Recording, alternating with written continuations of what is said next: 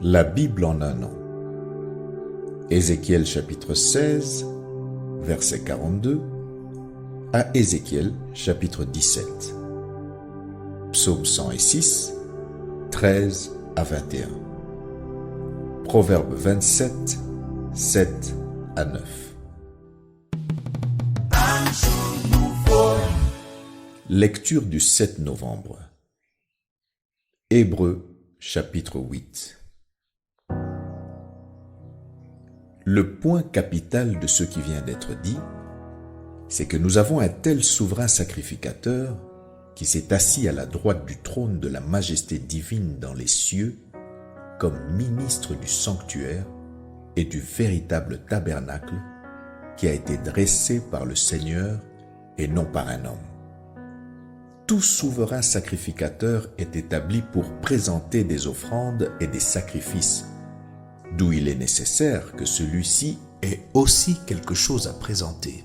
S'il était sur la terre, il ne serait pas même sacrificateur, puisque là sont ceux qui présentent les offrandes selon la loi, lesquels célèbrent un culte, image et ombre des choses célestes, selon que Moïse en fut divinement averti lorsqu'il allait construire le tabernacle, et soin, lui fut-il dit, de faire tout d'après le modèle qui t'a été montré sur la montagne.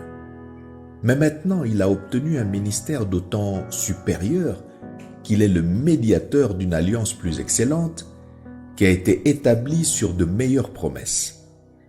En effet, si la première alliance avait été sans défaut, il n'aurait pas été question de la remplacer par une seconde.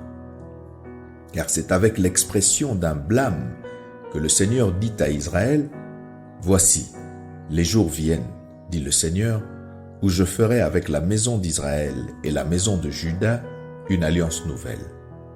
Non comme l'alliance que je traitais avec leur père, le jour où je les saisis par la main pour les faire sortir du pays d'Égypte, car ils n'ont pas persévéré dans mon alliance, et moi aussi je ne me suis pas soucié d'eux, dit le Seigneur.